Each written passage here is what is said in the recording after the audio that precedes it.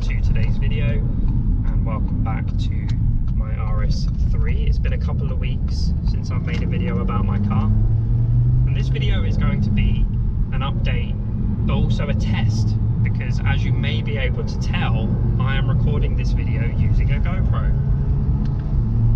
So what I want to test is the quality of the footage, the stabilization in the camera, and also the audio, because the audio is something I've read a lot about online. It seems to be a common issue with GoPros, is the quality of the audio.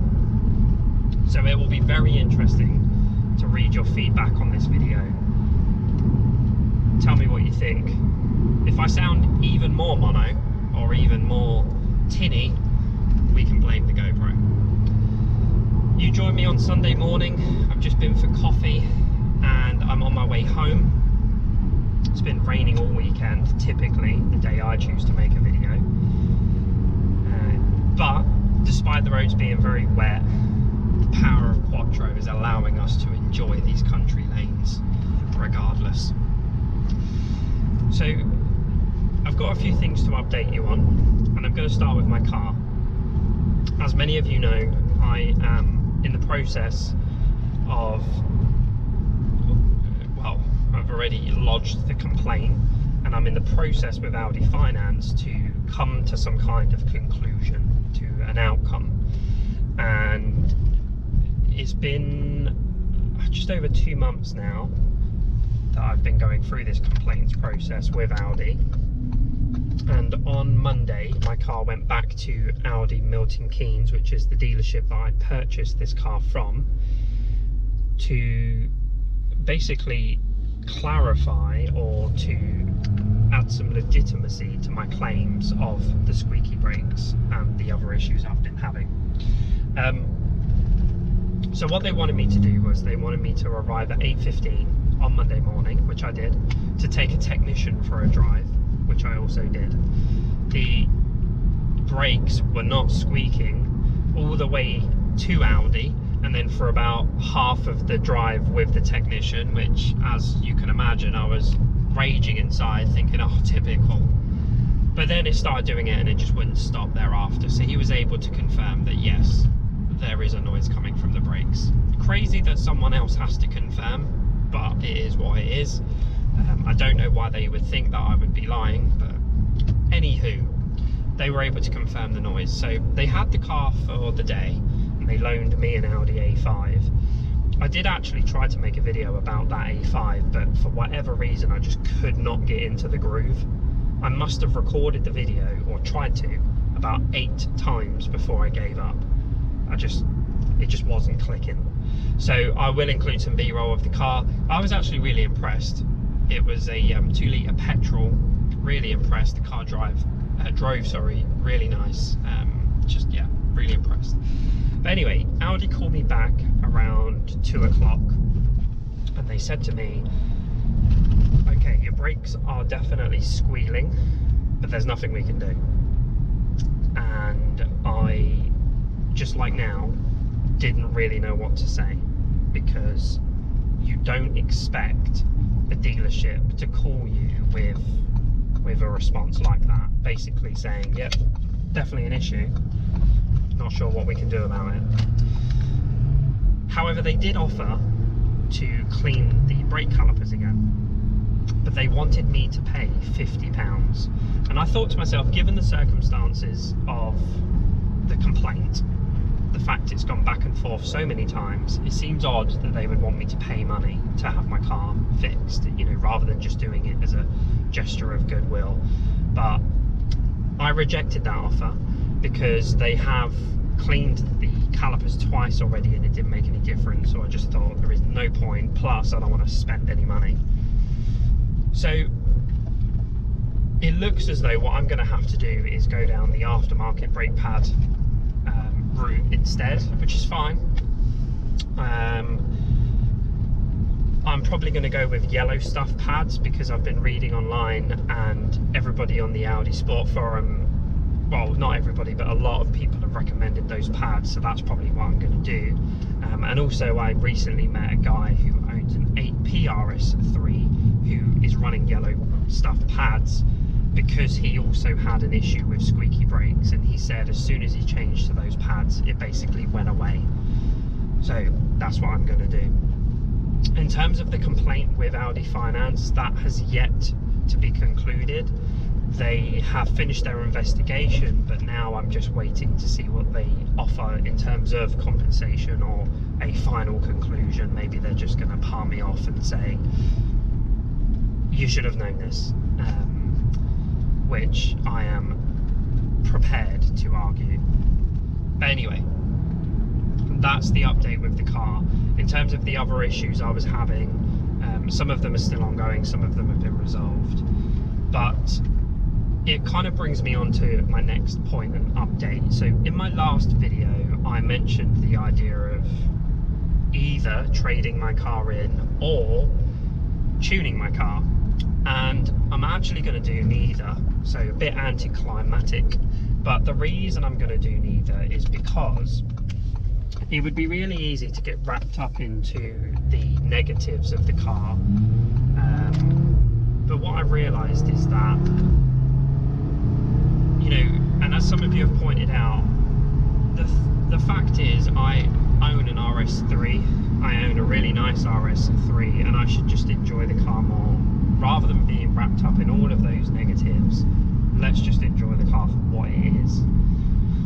So I'm not going to be trading the car in. I'm going to keep this for a few years. There's a few life things that I need to do as well. I can't keep chasing different cars down, and unfortunately that is a character trait of mine, is I always need to be chasing a goal of some kind, and cars have often been that goal. I'm always thinking about the next car because I need the goal, which is, you know, how can I achieve this? How can I chase this down? How do I get to this point in life where I can afford X and Y, and what do I need to do career-wise to propel myself to those higher levels, and what money do I need to earn, and blah blah blah. And although at the surface that isn't necessarily a bad thing, what it does do is it affects your perception of the current, because you're never really able to enjoy things for what they are. Case in point, this car. So rather than chasing down goals relentlessly and never being happy, what I'm going to do is keep the car, do the life things, and then look to get a new car. With tuning my car, the reason I've decided not to do that is because I don't feel as though my heart would necessarily be in it. And what I mean by that is the money side of things. So for example, if I were to spend a few £1,000s, why is someone parked there? Why? For fuck's sake. Anyway, if I were to spend a few £1,000s buying a new exhaust system, for example, there's so many things I could think to spend that £2,000 on instead, and that's what I mean. My heart wouldn't necessarily be in it. Now, there are a few things I want to do to my car, but they're predominantly cosmetic things. I want to change my steering wheel because my Alcantara has already worn away, and I've seen a few people on Instagram have retrimmed their steering wheel with carbon, etc., and I just really like the way they look, so I'm probably going to do that. I want to get some wheel spacers because I feel like the rear wheels are tucked in a bit too much. So just mainly cosmetic things that I want to do with the car and just enjoy it. I want to go on road trips, as I've said, and I also want to go on track days, and having a GoPro that I can use is going to be really helpful because it means that I can just record myself driving like I am now, or I can record, you know, out of my windscreen, which I have already done, and I will include some footage at the end of this video. It's around 4 minutes of just me driving, not me talking, no noise other than the car, just me driving. So if you want to stick around and check that out, please do. Some really nice roads around here. And the other thing is, like I've said, today it's been raining, the roads are wet, you know, but it literally makes no difference to me because I can still come out and I can enjoy these roads there aren't many cars that are as capable as this car is on B roads or country lanes in any weather condition. And you know, when I'm driving on roads like this, I realise just how much I actually enjoy driving the car despite the faults. So that's what I mean. I want to kind of move away from all the negatives and move into more of the positive mindset, which is, this is an amazing car and I love the car. So in terms of the car, that's all the updates. Now there is one last channel update, and I'm going to go back to that RS3 I mentioned, the 8P one. So I met this guy at a random car show. So a friend of mine, we were meeting for coffee at a place called the Aikman, which is near a place called Wadston, and we had no idea that there was a car show going on. So we turn up in the middle of a car show, or a car meet I should say, not a car show, a car meet, to grab a coffee, and there's loads of people there. And one of these people was a guy who owned an MRC tuned RS3, and it was just, it's a beautiful car. It's so understated, it's so tastefully done. Like, he's done minor things, but they all just work as a complete package. And it's running just over 500 brake horsepower. It's a really unique colour, and we're going to make a video about the car. So apparently there are Murcielagos around. Oh, there is, they're there. Oh. So anyway, we're going to make a video about that car, and as I mentioned in my previous video, I'm going to be making videos about other people's cars. What I'm trying to do is plan them in so that I can actually record them so that they're of a higher quality, rather than just, you know, when I make videos about my car, it's just me jumping in my car and driving somewhere and pulling over, getting some B-roll, etc. Whereas with these, I want to make them a bit more purposeful. So we were meant to make that video today, but unfortunately, because of the weather, we had to reschedule. I have to respect that he doesn't want to bring his car out in the rain, and I also don't know how far he's travelling as well. So we're going to reschedule, but that video is definitely coming. I'm very, very excited to show you that car.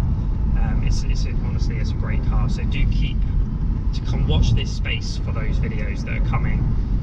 Following the RS3, there's going to be a real mixture of videos. So some will be supercar related, some are going to be just, you know, regular car related. I'm hoping to make a video about an Escort RS Cosworth as well, so if I can get that all planned in, that would be great. Growing up, of course, that was one of my dream cars. So yeah, a lot to look forward to in terms of the content I'm going to be making, and I think that's going to be us. So I'm approaching home, so before I reveal where I live and people begin to egg my car, I'm going to say peace. And remember, there's going to be some footage of me driving. Do hang around for that, and let me know what you think of this setup. Let me know if you think it works. And until the next video, peace.